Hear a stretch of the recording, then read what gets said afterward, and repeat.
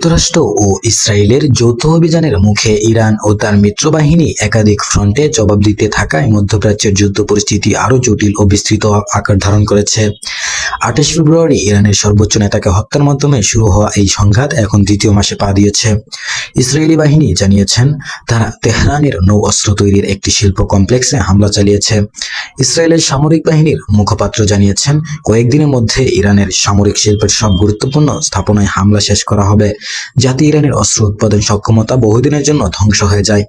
এছাড়া ইসরায়েল লেবাননের অভিযান চালিয়েছে। দক্ষিণ লেবাননের জেজিন এলাকায় একটি গাড়িতে হামলা চালিয়েছে। এই হামলায় 3 সাংবাদিক নিহত হয়েছেন। লেবাননের প্রেসিডেন্ট এই হামলাকে আন্তর্জাতিক আইনের স্পষ্ট লঙ্ঘন আখ্যায় দিয়েছেন।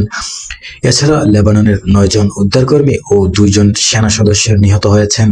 ইরানের বিপ্লবী গার্ড বাহিনী আইআরজিসি জানিয়েছেন তারা যুক্তরাষ্ট্রের সাথে সম্পৃক্ত বলে অভিযোগ করে বাহরাইন ও সংযুক্ত আরব আমিরশাহীর ইউএই 2টি অ্যালুমিনিয়াম প্ল্যান্টে ক্ষেপণাস্ত্র ও ড্রোন হামলা চালিয়েছেন। বাহরাইনের আলবা প্ল্যান্টে হামলা 2 কর্মী আহত হয়েছেন।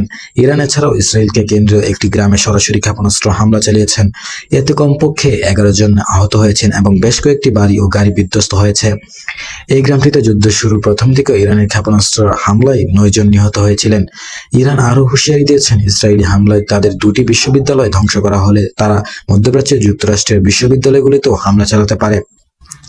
এই যুদ্ধে নতুন মাত্রা যোগ করা ইয়েমেনের ইরান সমর্থিত হুতি বিদ্রোহীরা ইসরায়েলের দিকে ক্ষেপণাস্ত্র ও ড্রোন হামলা শুরু করেছে।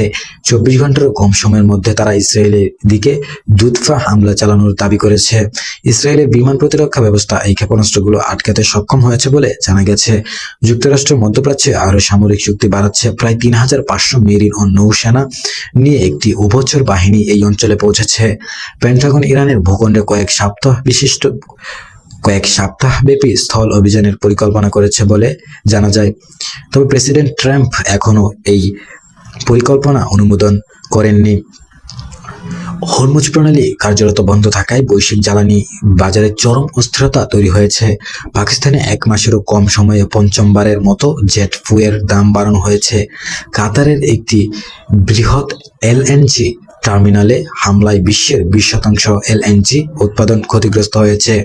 যুদ্ধবিরতির জন্য পাকিস্তান, সৌদি আরব, মিশর ও তুরস্কের পররাষ্ট্রমন্ত্রীদের নিয়ে ইসলামাবাদে জরুরি বৈঠকের আয়োজন করেছে।